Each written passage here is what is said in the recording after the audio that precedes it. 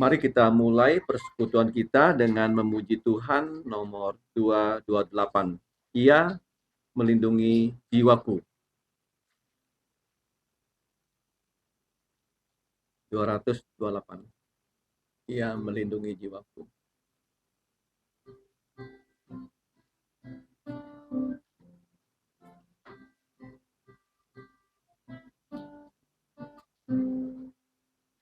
Yesus Kristus Juru Selamat yang ajaib, dan Tuhan sungguh milikku, yang genggamku dalam tangan yang teguh, dan bawa ke sungai teduh. Yang menggenggamku dalam tangan teguh, ku rasa aman dan tentram. Dengan kasih-Nya segarkan jiwaku, ya bimbingku sepanjang hidup. Ya bimbingku sepanjang hidup. Yesus Kristus Juru Selamat yang ajaib, yang menanggung semua bebanku, yang menopang sehingga ku tak goyah, dan berikanku kekuatannya, yang menggenggamku dalam tangan teduh, ku rasa aman dan tentram. Dengan kasih-Nya segarkan jiwaku, ya bimbingku sepanjang hidup. Ya bimbingku sepanjang hidup. Anugerahnya diberikan setiap saat, Roh-Nya penuhi jantungku. Bila ku diangkatnya, ku puji Dia, mulia untuk penebusku. Yang menggenggamku dalam tangan teduh, ku rasa aman dan tentram. Dengan kasih-Nya segarkan jiwaku, ya bimbingku sepanjang hidup. Ya bimbingku sepanjang hidup.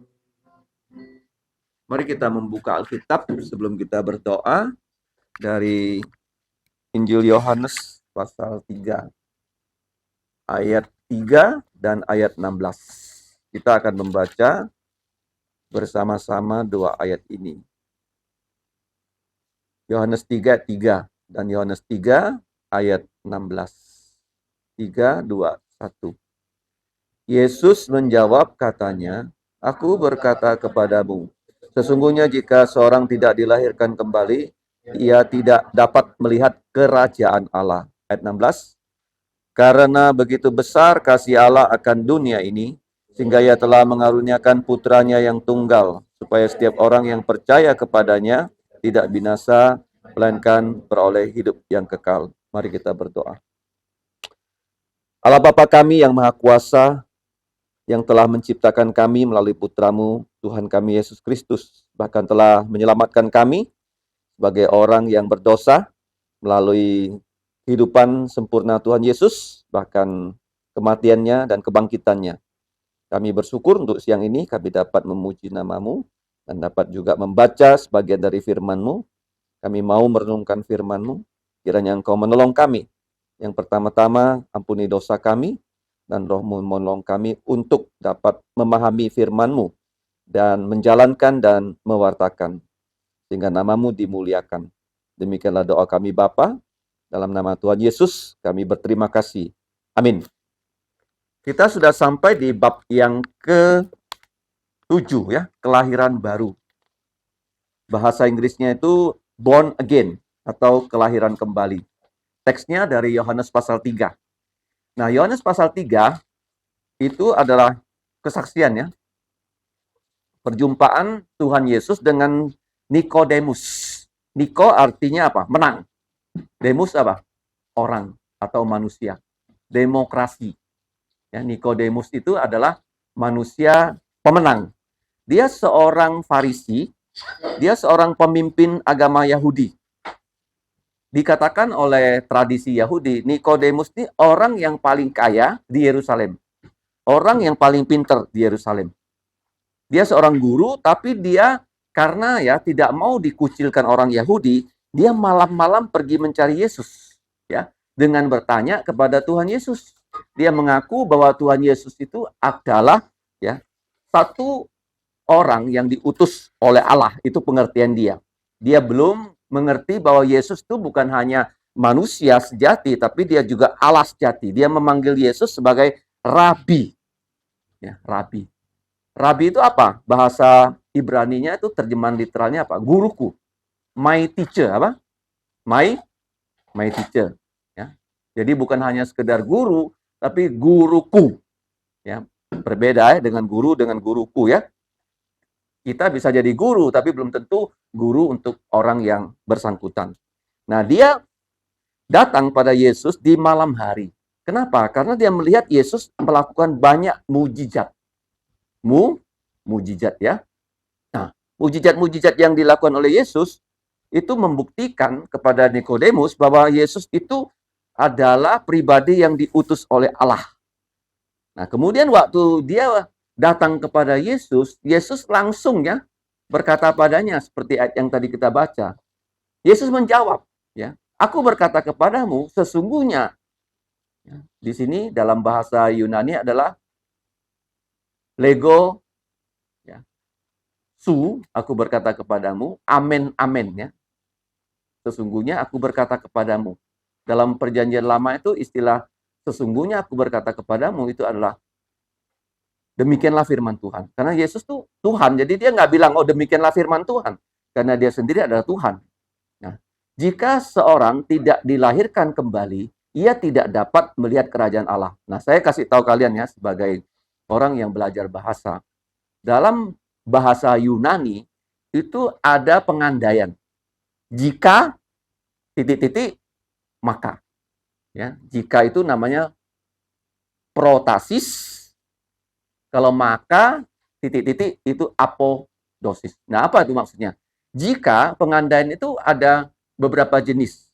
Ya, yang pertama, pengandainya benar. Ya, pengandainya apa? Benar. Jika Yesus adalah putra Allah. Betul nggak? Sesuai fakta kan? Maka ya kita bisa diselamatkan. Yang kedua, pengandaian kedua itu pengandaian yang tidak benar. Untuk apa? Untuk saya bercerita.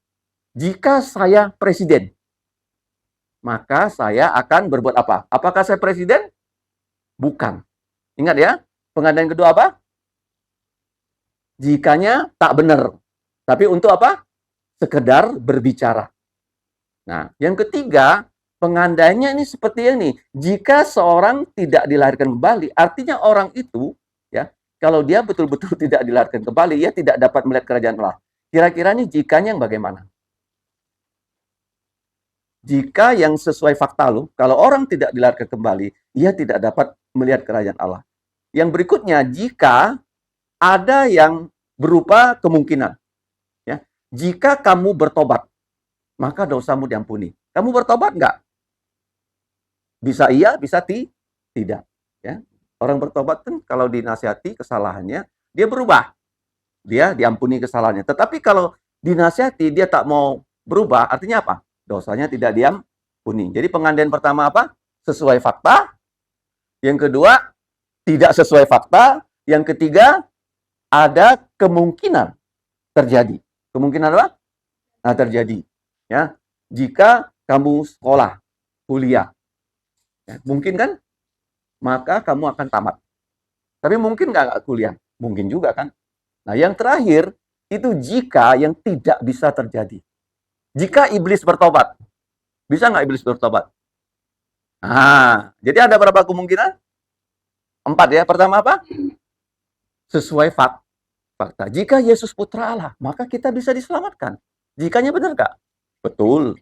Yang kedua, jika yang tidak sesuai fakta. Seperti apa? Jika saya presiden. Apakah saya presiden Indonesia? Bukan. Maka saya akan berbuat ini itu.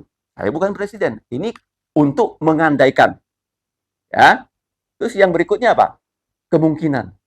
Jika orang berdosa bertobat, maka dia akan diampuni. Bisa dia bertobat? Bisa iya, bisa tidak. Yang keempat apa? Tidak mungkin terjadi. Jika iblis bertobat. Tidak mungkin kan? Ada berapa? 4 ya. Khususnya orang yang belajar komputer, dia harus tahu loh. Ini namanya logika apa? Logik ya. Kita belajar di matematika ada logik. Jadi dalam bahasa Yunani ada 4. Ibrani juga ada 4 jika. Nah, jika satu orang tidak dilahirkan kembali, ia tidak dapat melihat kerajaan Allah. Nah, kalau kita lihat di sini, kelahiran kembali, kelahiran baru dalam bahasa Yunani adalah lahir dari atas. Tolong ditulis ya. Anoten. Lahir dari atas.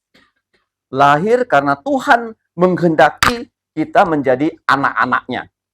Nah, apa itu maksudnya lahir baru? Kita harus percaya kepada Yesus. Itu satu-satunya. Jadi kita mendengarkan Yesus sudah datang sebagai juru selamat ya untuk menggantikan kita menjalankan seluruh perintah Allah dengan tanpa cacat dan dia dengan sempurna mewakili kita mati di atas kayu salib. Dan dia bukan hanya mati tapi dia bangkit pada hari ketiga. Maka kita bisa diselamatkan. Paham ya? Itu lahir baru ya. Kalau kita mendengarkan Injil ini yang disampaikan oleh siapapun juga dan kita percaya, ya, kita mendengar, terus, masuk akal ya, firman Tuhan itu, dalam lubuk jantung kita percaya dan kita mengaku, ya harus mengaku loh, baru kita disebut dilahirkan kembali dari atas. Nah, kenapa begitu? Karena di dunia ini ada 2 kerajaan. Kerajaan apa tuh? Ya, kerajaan dunia dan kerajaan Allah. Nah, kalau kerajaan dunia, kita lihat di diktat kita halaman 2, itu disebut ya, dunia ini dikuasai oleh setan. Dalam Yohanes 12:31, 14:30, 16:11. Nah, sedangkan kerajaan Allah itu yang dipimpin oleh Yesus Kristus.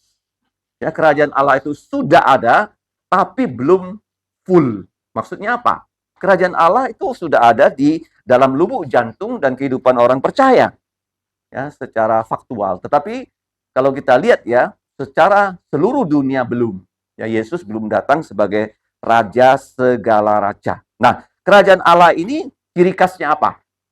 A, B, C, D, E. Tolong ditulis ya. A, kerajaan Allah itu adil. Apa itu adil? Seluruh peraturan akan dijalankan. Ya, barang siapa tidak menjalankan peraturan akan dihakimi dan dihukum. Adil. B, kerajaan Allah itu penuh dengan kebenaran. Ya, nggak ada lagi di kerajaan Allah orang bisa berbuat dosa. Nanti waktu Yesus datang mendirikan ya kerajaannya, jadi orang-orang yang sudah punya tubuh mulia tidak bisa lagi berbuat dosa. Dan kita menjadi pemimpin. Kamu bayangkan kalau pemimpin itu nggak pernah salah, nggak pernah korupsi, ya kan? Betapa makmurnya dunia ini. C, apa C? Cinta. Kerajaan Allah tuh dasarnya itu cinta kasih. Ya. C. D apa? Kerajaan Allah itu damai, shalom. Kenapa damai? Damai itu kita punya dosa sudah diampuni. Sehingga kita tidak lagi menjadi musuh-musuhnya Allah. Yang terakhir, kerajaan Allah itu adalah elok. Elok. Penuh dengan sukacita. Ya. Paham ya? Penuh dengan apa? Sukacita. Nah, sekarang kita lihat ada 2 kerajaan, kerajaan dunia dengan kerajaan Allah. Nah, kalau di dalam Injil Matius itu banyak istilah, bukan kerajaan Allah, tapi kerajaan sorga. Karena orang Yahudi, mereka nggak berani menyebut nama Tuhan dengan sembarangan. Ya, takut ya mencemari nama Tuhan. Kemudian, Yesus berkata, kamu harus dilahirkan kembali. harus dilahirkan kembali. Ya. Kelahiran kembali, kelahiran dari atas, itu dicantumkan di ayat 3, 5, 7. 3 kali ya. Yohanes 3, Yohanes 5, Yohanes 7. Nah sekarang kelahiran baru itu bukan, ya, ada 16 hal di sini yang dikatakan, orang datang ke gereja, itu bukan berarti dia sudah lahir baru. Seperti ya TK Kristen Kalvari, SD Kristen Kalvari. Mereka kan masuk gereja kan? Ya pada saat chapel kan. Apakah mereka semua sudah lahir baru? Belum tentu. Kemudian mengikuti kebaktian dengan setia juga belum tentu. Mentaati aturan undang-undang juga belum tentu. Bukan itu ya. Melakukan perbuatan baik, ya, memberikan ini persembahan ya, kepada Tuhan dan perpuluhan. Kemudian membuat resolusi. Apa tuh resolusi? Tekad ya. Seperti misalnya tahun depan kita mau bertekad untuk melakukan apa. Karena tahun lalu kita tidak berhasil. Ada tekad. Yang ketujuh, meniru Yesus. Siapa yang meniru Yesus? Tahu nggak? Orang Filipin. Pada saat Paskah, mereka suka meniru Yesus, memikul salib. Apakah orang yang memikul salib di Filipina itu sudah percaya Yesus? Belum tentu. Ya, bahkan ada orang Filipina itu rela dipaku sebentar di atas kayu salib seperti Yesus. Ya, meniru Yesus. Ya, bukan secara fisik. Percaya keberadaan Allah. Kenapa orang percaya Allah itu ada? Belum tentu dia lahir baru. Siapa yang percaya Allah ada? Iblis. Iblis percaya nggak Allah ada? Percaya. Kenapa percaya? Karena iblis bagaimana? Dulu mengikuti Allah, sekarang memberontak. Dia percaya Allah ada. Tapi apakah dia lahir baru? Enggak juga kan. Membaca Alkitab dan berdoa. Ya kan? Anak SD Kristen Kalvari ada baca Alkitab nggak? Berdoa nggak? Apakah semua sudah percaya? Nah, belum tentu. Ngerti ya? Kemudian menjadi orang yang ya rendah lubuk jantung, tulus, mengikuti perjamuan kudus karena sudah dibaptis, kemudian memberitakan Injil, kemudian mengikuti ya, pelayanan misi gereja. Ini artinya gereja misi itu gereja yang mengutus orang. Misalnya kita mau ya perjalanan misi, contohnya nanti bulan September ya, gereja kita diminta bantuannya mengirim beberapa orang ikut ke Miri. Nah, sebagian rombongan pergi, itu namanya perjalanan misi ya.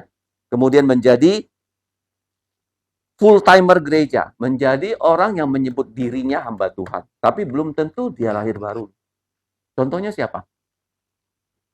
Yang disebut hamba Tuhan, tapi dalam tanda petik ya, tapi belum lahir baru. Dia masuk neraka. Siapa dia? Yudas Iskariot. Paham ya? Kemudian yang terakhir, memberikan hidup untuk mempertahankan firman Allah dan kesaksian tentang Yesus Kristus. Jadi semua ini ya, walaupun baik ya, ini bukan tidak baik ya, orang ke gereja dan sebagainya itu baik, tapi bukanlah ya satu tanda orang itu sudah lahir kembali. Nah, sekarang apa yang dimaksud dengan lahir baru, lahir kembali? Ayat 4 ya, bagaimana mungkin Nikodemus berkata pada Yesus, seorang dilahirkan kembali kalau dia sudah tua? Dapatkah ia masuk kembali ke dalam rahim ibunya dan dilahirkan kembali lagi? Nah, yang dimaksud dengan kelahiran baru adalah apa? Proses rohani yang dilakukan oleh Allah. Kalau kita lihat di halaman 64, ya, ada dua hal yang disinggung, lahir dari air bahkan firman. Efesus 5:26. Mari kita baca.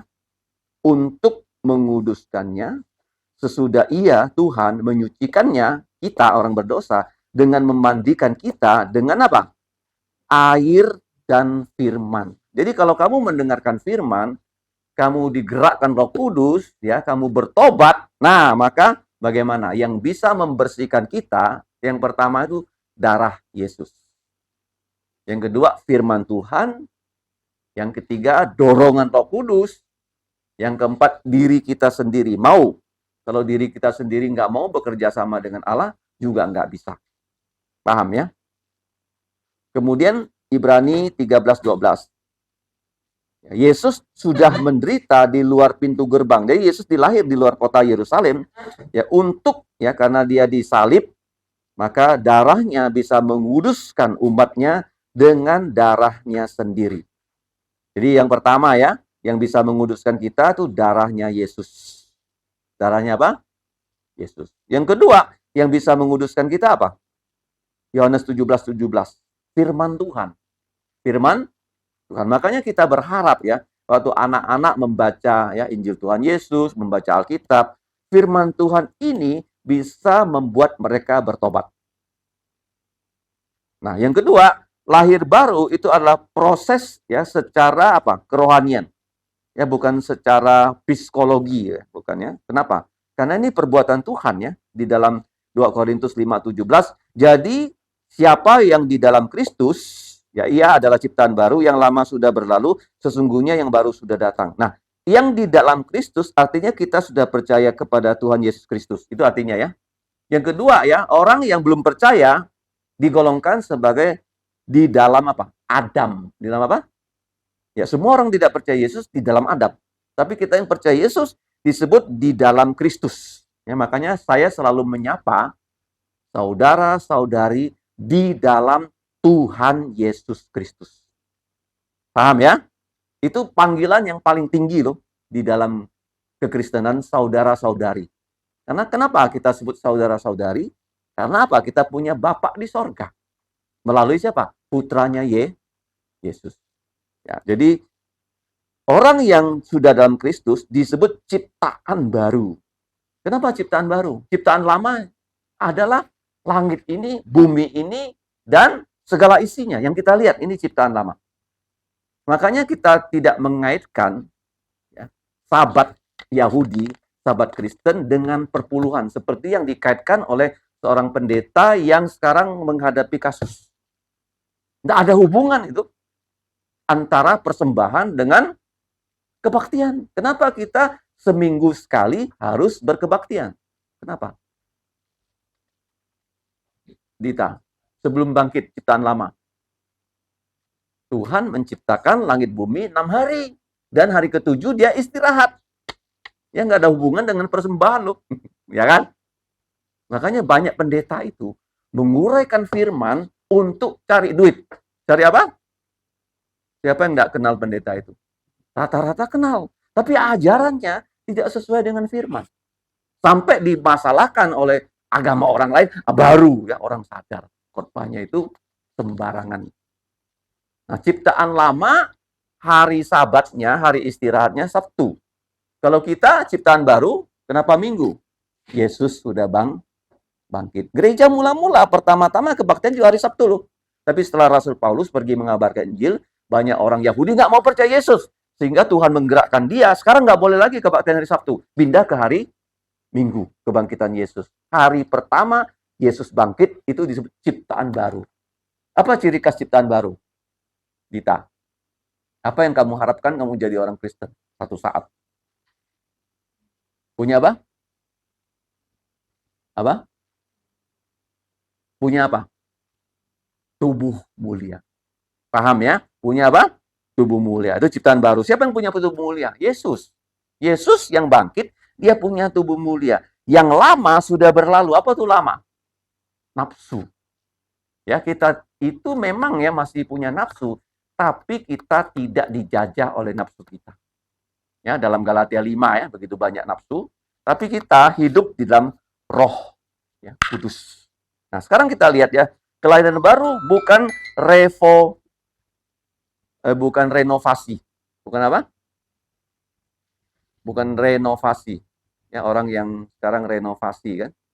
Kita renovasi rumah ya. Bangunannya tetap lama kan. Tapi bagaimana? Kalau kita disebut apa? Transformasi. Transformasi. Apa itu transformasi? Ya, di dalam kitab suci, transformasi itu seperti ulat bulu ya yang tadi kita semprot ya begitu banyak. Dia itu membuat orang gatal. Orang pasti nggak mau main-main dengan ulat bulu karena membuat orang gatal. Tapi dia waktu dia menjadi kupu-kupu akan indah. Itu artinya transformasi. Dulu kita orang berdosa. Di hadapan Tuhan itu kita orang paling jelek. Ya walaupun dunia bilang ya kita baik, tapi di hadapan Tuhan kita jelek. Waktu kita percaya Yesus, kita ada namanya transformasi. Bukan lagi yang lama tapi yang baru. Nah, perubahan ini ada 7 yang dicantumkan di sini. Yang pertama secara natural. Ya. Menjadi orang yang murni, artinya orang yang sudah tidak egois. Yang kedua, lubuk jantung kita juga murni didiami Roh Kudus. Penting sekali ya dalam kekristenan, sering saya katakan di Alkitab tuh ya, konsentrasi Allah kita bukan hanya besar saja, tapi dia adalah kudus. Dia adalah kudus. Makanya di dalam Mazmur, siapa yang boleh datang di hadapan Allah? Yaitu yang dikatakan apa? Lubuk jantungnya murni, tangannya bersih. Oke? Nah, kemudian kita punya kehendak. Kehendak kita itu adalah kehendak Allah. Nanti akan kita pelajari lagi tentang 7 aspek ya, kehendak Allah. Kita punya pandangan hidup, ya, berfokus pada sorga. Ambisi kita untuk melakukan perluasan kerajaan Allah. Keinginan kita untuk meninggikan Kristus. Tujuan hidup kita adalah apa? Kerajaan Allah. Ini 7 aspek ya yang disebutkan. Sedangkan yang berikutnya halaman 65. Siapa saja yang perlu lahir baru? Semua orang ya. Nah, di sini ada hal yang sangat unik yang disinggung oleh Dr. To. Kalau manusia lahir 1 kali, dia tidak pernah lahir baru, ya, tolong ditulis, dia akan mati 2 kali. Lahir berapa? 1 kali, mati 2 kali. Kenapa begitu? Kalau orang lahirnya sekali dari bapak ibu saja, dia tidak lahir baru, dia mati secara fisik waktu dia mati. Ya, makanya kalau kamu baca di Kejadian pasal 5, ya, si A, si B hidup sekian tahun, menikah, dapat anak, kemudian usia sekian tahun, dia mati. Yaitu kematian pertama. Nah, kalau orang mati tidak percaya Yesus, nanti dia akan dibangkitkan ya pada hari terakhir, dan Yesus mengadili dia di pengadilan tahta putih besar, dan dia akan dilempar ke danau api, disebut kematian kedua. Jadi kalau lahir sekali, matinya berapa kali? 2 kali. Yang pertama di neraka, yang kedua di mana? Danau api. Ingat ya, tulis ya. Mati pertama di mana? Neraka. Yang kedua, danau api. Ya, beda ya. Neraka itu sementara. Nanti orang di neraka akan dibangkitkan loh. Ya, kalau kamu baca Wahyu, Tuhan akan mengadili mereka di pengadilan tahta putih besar. Dan mereka karena namanya tidak ditulis dalam kitab kehidupan, maka dilempar ke danau api. Oke, kalau sekarang orang mati dalam Yesus, di mana mereka? Surga itu namanya Firdaus. Fir, langit, lapis keberapa? Ketiga. Paham ya? Di mana Yesus saja di sana, yang ada tubuh mulia, yang lain-lain hanya roh. Adam ada di sana, tapi dia roh, tidak punya tubuh. Nah, jadi kalau lahir sekali, mati berapa kali? Yang pertama kemana? Yang terakhir, punya tubuh, tapi dilempar kemana? Ke danau api. Nah, kalau orang lahirnya 2 kali, nah, lahir dari bapak ibu, yang kedua lahir melalui Roh Kudus. Ya, melalui Roh Kudus, melalui Injil, itu kalau mati disebut tidur. Jadi berapa? Makanya orang Kristen kenapa waktu dia mati kita nyanyi-nyanyi? Kurang ajar dia orang Kristennya. Nyanyi, mati kok nyanyi-nyanyi ya. Karena dia itu tidur. Rohnya sudah dibawa oleh malaikat-malaikat ke pangkuan Abraham. Disebut mati sekali. Ya. Tetapi orang yang percaya Yesus, ya sudah lahir 2 kali, kemungkinan nggak mati. Kenapa nggak mati? Kalau kita sekarang sedang hidup, Yesus datang di angkasa, dan orang yang mati dan Yesus dibangkitkan, kita diberi tubuh mulia dan kita tidak mengalami kematian. Jadi setiap orang perlu lahir baru, supaya apa? Jangan sampai mati 2 kali. Nah, kalau kita lihat ya, bagaimana seorang bisa lahir baru? Lukas 9:23. Setiap orang yang mau mengikuti aku, ia harus menyangkal dirinya, memikul salibnya setiap hari, dan mengikut aku. Ya, menyangkal diri itu artinya kita sudah lahir baru, kita bisa meninggalkan ya kehidupan kita yang lama yang berdosa. Memikul salib, kita bersedia menderita untuk Yesus. Itu arti memikul salib.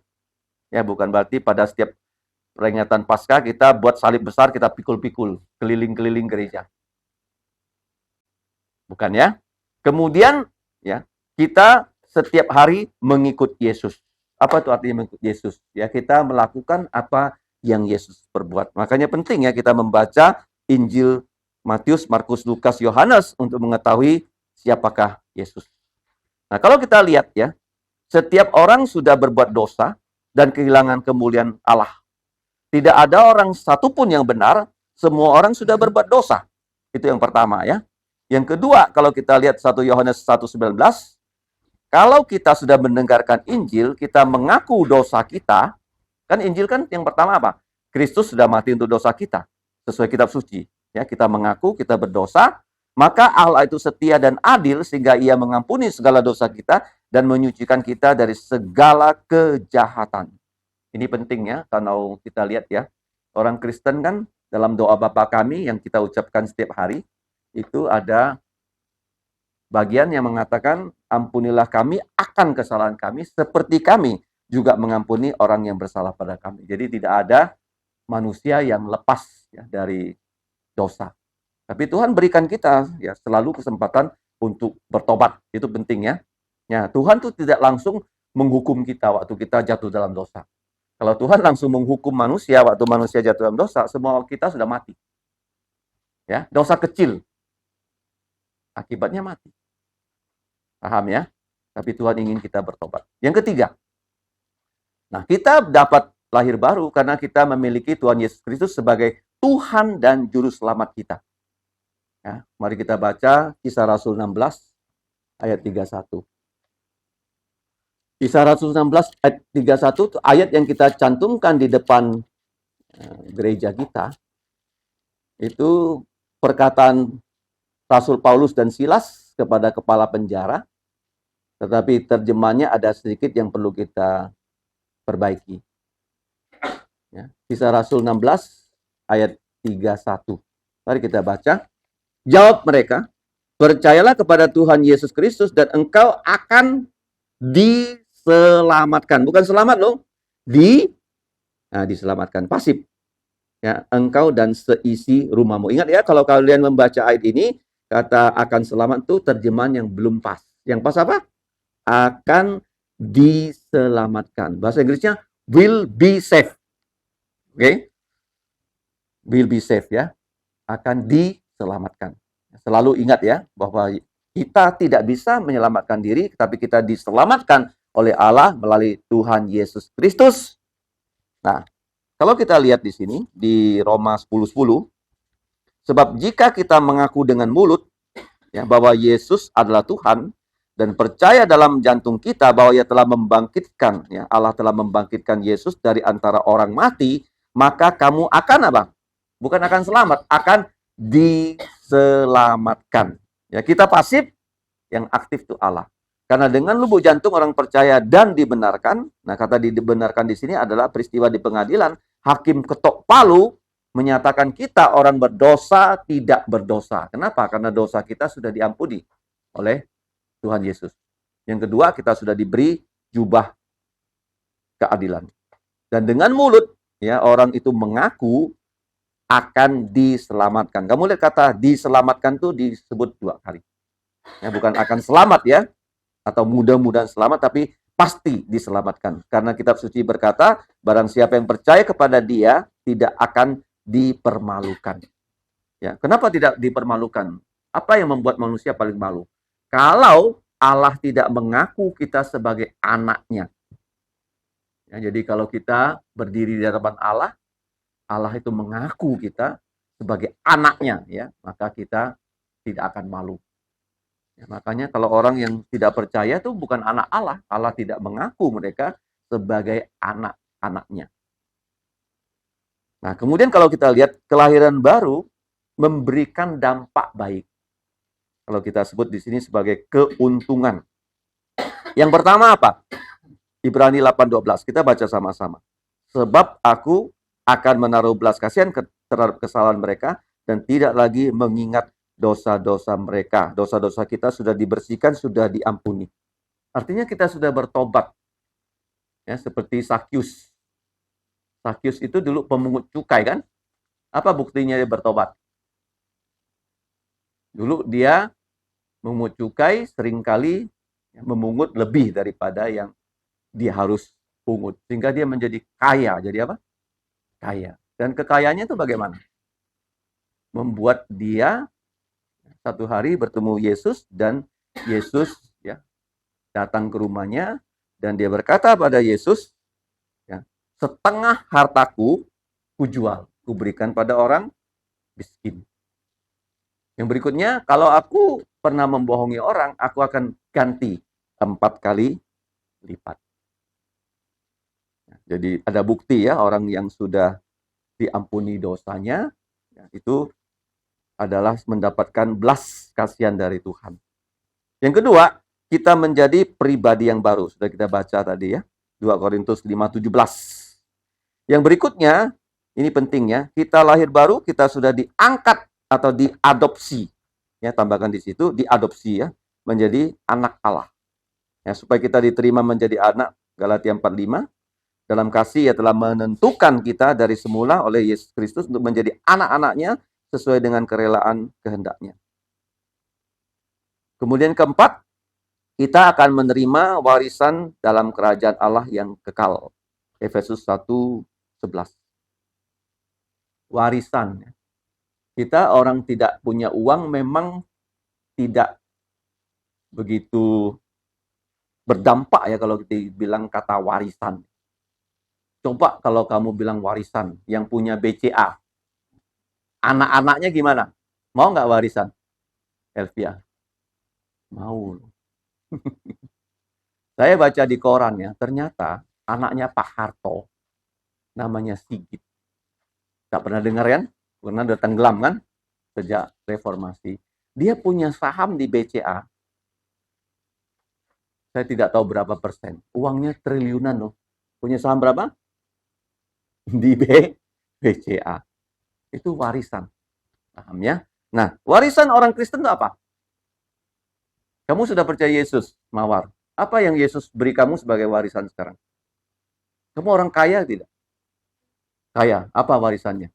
Kamu bisa tunjukkan sama orang nggak? Bahwa kamu, ya di dalam Yesus, saya kaya loh. Apa?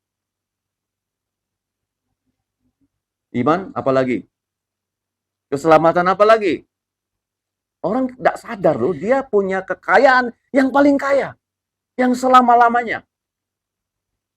Apa itu? Nadia? Iya, kerajaan apa? Yang dalam bentuk fisik. Bisa kamu tunjukkan, inilah kekayaan saya. Nggak ada tandingannya. Apa? Apa? Keras, Elvia? Iya, ini Alkitab. Kamu tahu nggak, ini selama-lamanya loh.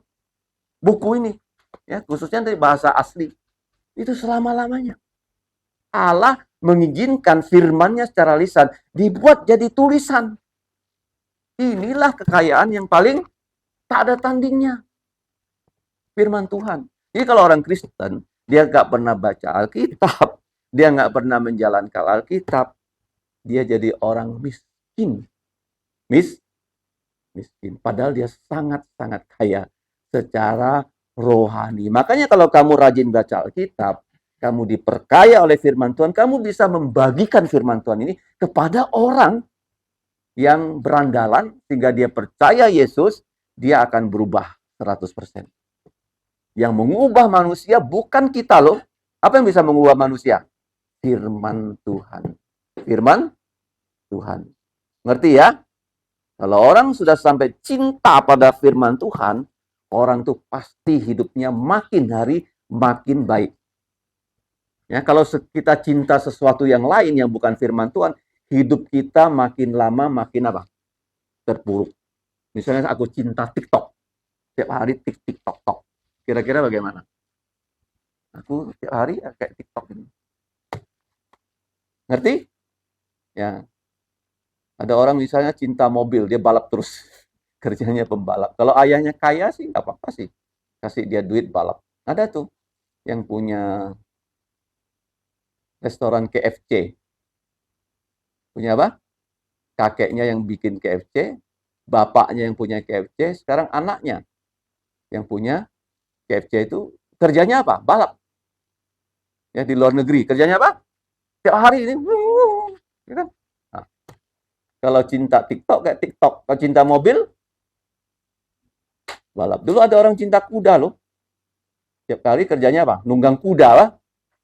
Kayak Prabowo gitu ya. Mahal loh kuda loh. Miliaran loh. Jadi kamu cinta apa? Pasti hidup kamu apa? Baik nggak? Kurang. Cinta apa yang paling baik? Firman-Nya. Ya, dibaca ya. Oke, jadi kalau kamu punya firman Tuhan, kamu bisa ya menyalurkan kepada anak-anak ya sehingga mereka nanti ya bisa Tuhan ubah dengan firman-Nya ya. Warisan kerajaan Allah itu bukan hanya secara fisik yang akan datang, tapi secara rohani sudah ada ya di dalam diri kita pada saat ini. Kita punya Kristus sebagai Tuhan dan sebagai Tuan. Apa maksudnya? Kristus itu adalah Tuan, dia adalah Raja. Ya, semua perintahnya harus kita ikuti. Kita juga punya Roh Kudus yang dalam diri kita sebagai apa? Penasehat, ya, penghibur dan metrai. Ya, fungsi Roh Kudus itu apa? Memberikan kita nasihat melalui firman-Nya. Apa itu metrai? Bahwa kita ini sudah miliknya Allah. Milik apa? Allah. Ya, ada lagunya kan, Soli Deo Gloria. Pujilah Allah Roh Kudus. Nanti kita nyanyi ya, yang terakhir. Yang ketujuh, kamu menjadi bagian dari keluarga baru, keluarga Allah, punya harapan baru. Kita punya rumah ya, di sorga, tapi kita juga punya keluarga Allah di bumi. Galatia 6:10, Efesus 2:19. Kesimpulan, lahir baru adalah pengalaman yang paling indah yang dialami oleh seorang di muka bumi ini. Jika kita sudah sungguh-sungguh lahir baru, ya, bagaimana? Kita punya hidup kekal. Tapi kalau tidak, kita sebenarnya tidak punya apa-apa. Apa yang kita miliki sekarang semuanya akan habis. Jika kita sudah lahir baru, kita punya segala-galanya. Karena Tuhan akan membuat ya kerajaan 1000 tahun dan membuat langit baru, bumi baru, Yerusalem baru. Dan kita tinggal di Yerusalem baru bersama Yesus. Dikatakan oleh kitab Wahyu, jalannya saja terbuat dari emas. Terbuat dari mana? Emas. Ya, di dunia ini logam yang dianggap paling mahal itu adalah emas. Orang tuh rela menambang emas ya, secara ilegal karena harganya tinggi. Tapi orang yang menambang emas tuh banyak bahayanya. Bisa pasirnya tuh runtuh, menimpa dia dan dia jadi mati. Tapi ya kalau kita percaya Yesus, yang kita cari bukan emas. Yang kita cari apa? Apa yang dicari orang? Uang. Apa yang dicari orang? Pagi, petang, siang, malam? Uang. Orang tak percaya Yesus. Kalau kita, apa yang dicari Yesus? Saya. Yesus cari orang. Ya, kalau kamu bisa bawa anak itu percaya Yesus, bagaimana? Upah kita besar di surga. Mari kita tutup dengan lagu Soli Deo Gloria. Karena kelahiran dari atas itu adalah karya dari Bapa, Putra, dan Roh Kudus. 428. Ini ya, Soli Deo Gloria. Bapa telah memilih kita sebelum dasar dunia. Diangkat jadi anaknya. Ya. Hanya ada di buku ini ya.